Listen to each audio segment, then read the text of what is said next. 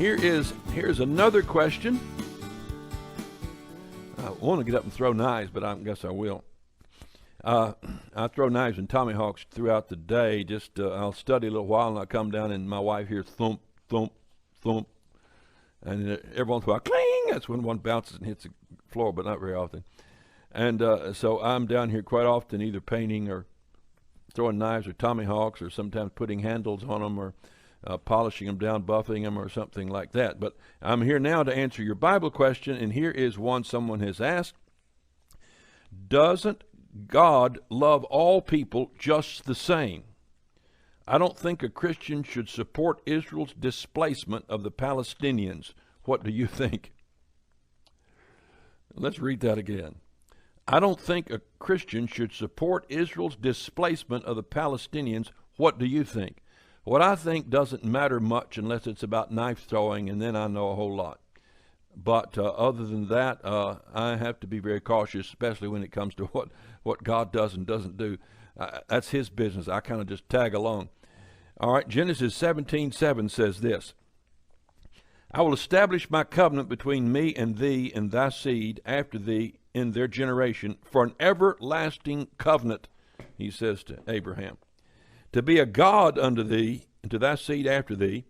I will give unto thee and to thy seed after thee. That's Abraham to Isaac to Jacob to Joseph's 12 sons. The 12 tribes went down to Egypt, came back. 12 tribes of Israel. I will give unto thy seed and thy seed after thee the land wherein thou art a stranger, all the land of Canaan. The land of Canaan had many nations, nation states in it, for an everlasting possession. An everlasting possession. You know, I've seen situations where someone would die and leave a piece of land to their posterity in perpetuity. They couldn't sell it. And I know a piece of land like that got so many folks they didn't know who owned it. I mean, it's just like hundreds of people. And so God says, I'm going to give this land, this piece of land, which goes from the Mediterranean up in, taking a little bit of all of Lebanon, a little bit of southern Turkey, over into Syria, and down close to the Euphrates River, down to Kuwait, and then across over to the river of Egypt. And so it gets a little bit of northern Egypt. So all of that land, all of Jordan, Lebanon, God said, I'm going to give it to my people forever. So God's the one, he's the registrar. He's got these books he keeps.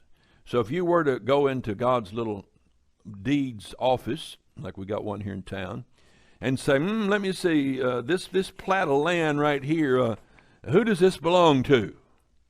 And God said, I don't even need to look at that. That belongs to my people, Israel.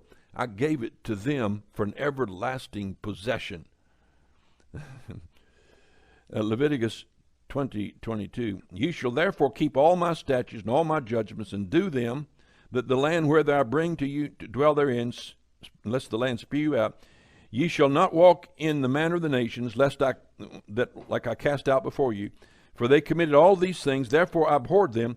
But I have said unto you, ye shall inherit their land, and I'll give it unto you to possess it, a land that floweth with milk and honey. I am the Lord your God, which separate you from among other people. So God said, see, the land was occupied at that time by these different nations. And God said, go in and displace them. Annex the whole territory. It's yours. Exodus 34:24. I'll cast out the nations before thee, and enlarge thy borders. So they conquered a portion of it, but not the whole thing. And God told them, you go and I'll enlarge your borders. And sometimes they would. They'd reach out in faith, and they would conquer out on the peripheries of the land God gave them. He said, I'll enlarge your borders. Neither shall any man desire thy land when thou goest to appear before the Lord thy God thrice in the year. He told them to go up to the temple. He said, while you're gone, when you leave your farm, you go up to the temple. He said, no one's going to mess with your land. I'll take care of that. Genesis 15:13. And he said unto Abram, know of a surety that thy seed shall be a stranger in a land that is not theirs, shall serve them, they shall afflict them 400 years. So these 12 tribes ended up in Egypt. And also that nation whom they shall serve I will judge, and after they shall come out with great substance. And then he talks about blessing them, what it'll do to bless them. Now, Numbers 24:1, and we're going to skip that one. Deuteronomy 4:26, you can read it for yourself. He said, I will call heaven and earth to witness against you this day that you shall soon perish from off the land. Oh, wow, man. They're just getting started. They just got in there and just conquered the thing, just trying to get set up, get the house all in order. And he said, you're going to soon perish from off this land I gave you. I'll scatter you among the nations. And he said, you shall serve other gods, the work of men's hands, wood, stone, which neither see nor hear nor smell. But if thou from thence, where I scatter you to Germany, France, Spain, Portugal, Italy, Russia, South America, Australia, New York, L.A., I'm going to scatter you. If you from thence you remember the Lord, seek him with all your heart, with all your soul, when thou art in tribulation, you dispensationalists know about the tribulation, don't you? When thou art in dispensation, in tribulation, and all these things come upon thee, even in the latter days. The tribulation is going to happen in the latter days. So he said, when it happens to you, when the children of Israel get in tribulation, if thou turn to the Lord thy God, and shall be obedient unto his voice, for the Lord thy God is merciful God, he will not forsake thee, neither destroy thee, nor forget the covenant of thy fathers, which he sware unto thee. Out of heaven he made thee to hear his voice, that he might instruct thee. So he said, I'm not going to forget the covenant that you're going to inherit the land.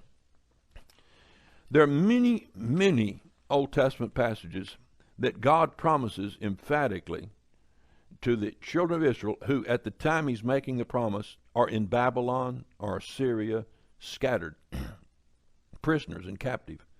He said, I'm going to bring you back to the land. I'm going to restore you to the former glory and more. And he said, nothing's going to change that. Now, Deuteronomy chapter 30, he said, it'll come to pass when these things come upon thee, the blessings and the cursings and so forth, that the Lord thy God will turn thy captivity and have compassion on thee, and will return and gather thee from all the nations. Going to gather them and bring them back from all these nations where they were, in Poland and France and Germany, where the Lord thy God hath scattered thee. If any of thine be driven out unto the uttermost parts of heaven, way off in Australia, from thence will the Lord thy God gather thee, and from thence will he fetch thee, and the Lord thy God will bring thee into the land which thy fathers possessed. That's now called Palestine. You know where the word Palestine comes from? It comes from the word Philistine, P-H-I-L, Philistine, P-H-I-L-I-S-T-I-N-E, Philistine, Palestine. It was the unbelieving Calvinist Arians who named it that, and didn't want to call it by the believing name of Israel. Historically, it was not called that, but they revived that in the last days. The land of the Philistines is what that word means. And yet God says there'll be no more Philistines in the land. So there's a prophecy that won't be, God kill them all off. And by the way, they're all dead. There are no living Philistines anymore. They have perished from off the face of the earth, which is confirmed by DNA test as well. The Lord thy God will make thee plenteous in every work of thine hand, in the fruit of thy body, and will rejoice over thee for good. And he says, I denounce unto you this day, the prophet said, and Moses, you shall surely perish. You shall not prolong your days upon the land. And he said, I call heaven and earth to record this day against you, the prophet says, that I have set before you life and death, blessings and cursings. Therefore choose life, that both thou and thy seed may live. Thou mayest love the Lord thy God, and so forth, and that I'll give you the land which I swear unto Abraham, to Isaac, to Jacob, to give to them. So,